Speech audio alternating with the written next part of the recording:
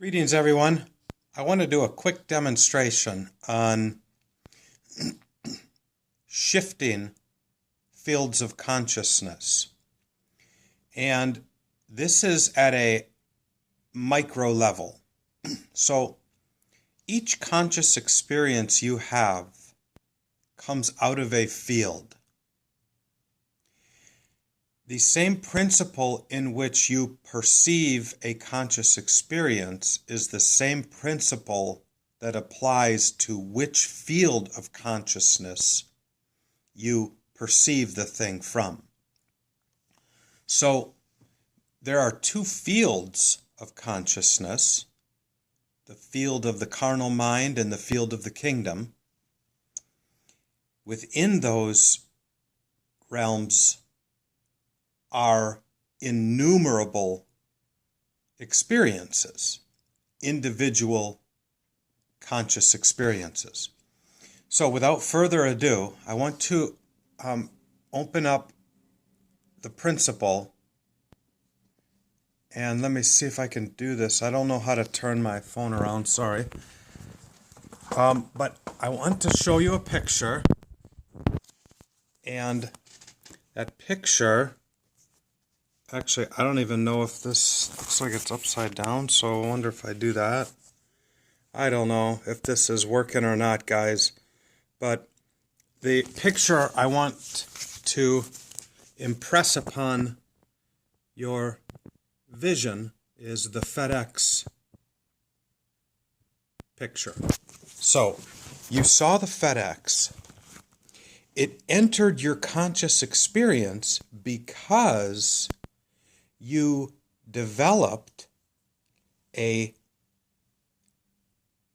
community of neurons in your brain that was assembled as a result of seeing the FedEx symbol or being taught about the FedEx symbol, which expressed the conscious experience.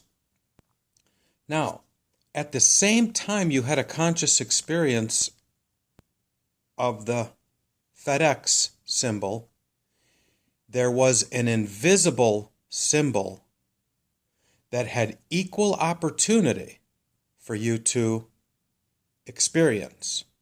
But most of you don't know that it's there. You don't have the information, the neuron assembly that enabled you to see that. But the moment I tell you that in between the E and the X, there's an arrow. If you can't see it yet, if you pause the video and look for it long enough, you'll be able to see it. You just brought the invisible into the visible. How? Through information received that assembled the neurons responsible for patterning the mind in such a way as to perceive what is outside of you. Now, I did a test on this, and every time for about 2 months that I saw a FedEx truck, which sometimes was 5-6 times a day or more, I would instantly look at the EX and try to perceive the arrow. Because my mind was conditioned so much, because my mind was patterned by the EX so much, it took me about 2 months, probably at least a couple hundred times of viewing, with the intent of seeking the arrow, that I was able to shift my conscious experience.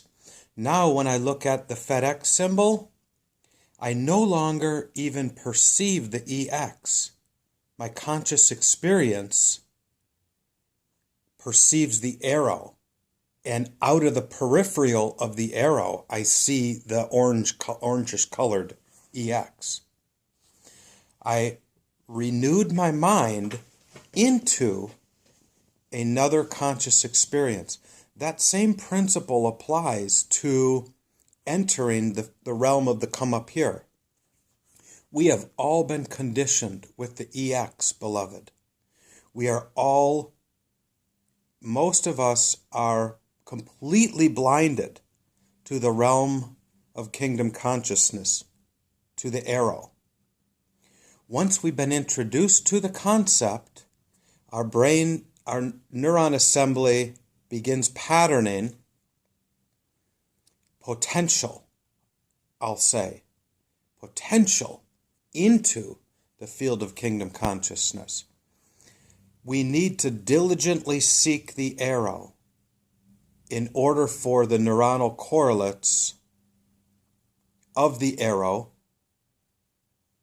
to come into our conscious experience. We need to diligently seek first the kingdom in order for the kingdom field of consciousness to enter our experience. The more we seek the arrow, the less the EX is viewed in our field of consciousness, and the more glaring the arrow appears to us in our conscious experience.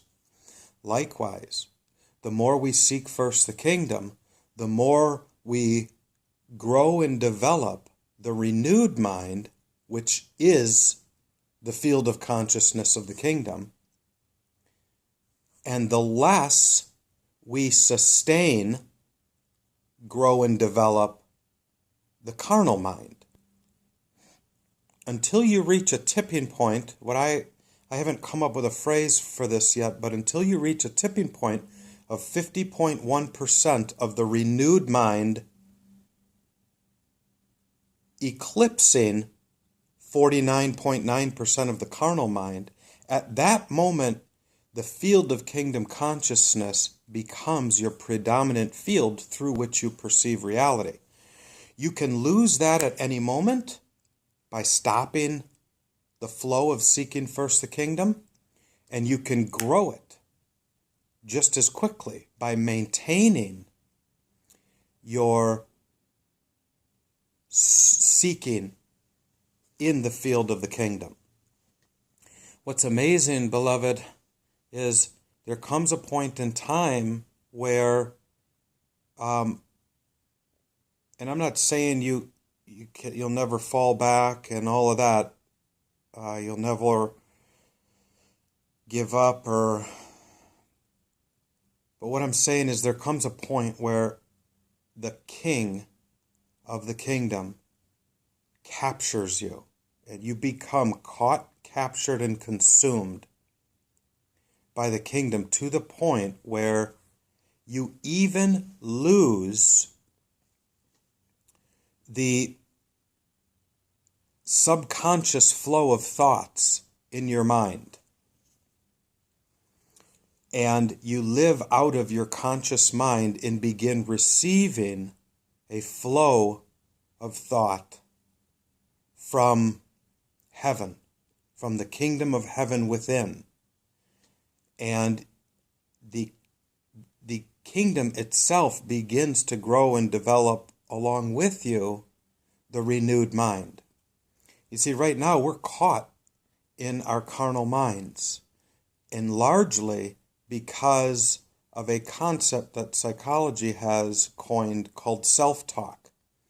It's the perpetual rethinking of thoughts. About 90% of our thoughts right now, because our carnal mind is still alive, 90% of our thoughts are the same thoughts we thought yesterday. They're lodged in our subconscious, and we think them over and over and over. We reinforce the construction of the carnal mind, which ensures our experience in the realm of the carnal world. As we renew our minds, we come to a point where our self-talk collapses. Those patterns, those strongholds of the mind that Paul talks about collapse, and we begin to live out of the renewed mind. The spirit of wisdom, the spirit of revelation is awakened to you in their abiding nature within you. You begin to receive thought more than you live out of a conditioned mindset that's been patterned after this world.